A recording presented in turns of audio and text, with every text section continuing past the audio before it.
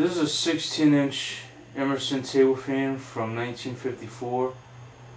It has 3 speeds and it oscillates.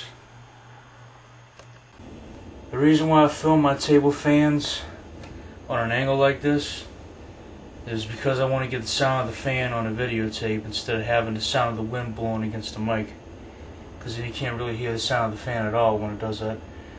So that's why I always film my fans running this way. It does oscillate.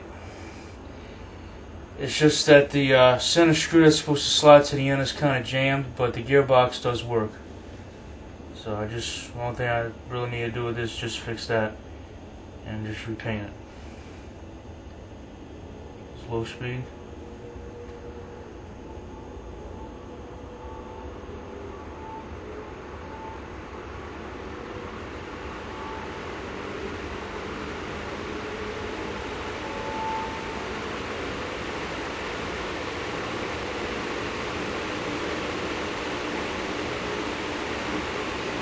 Medium.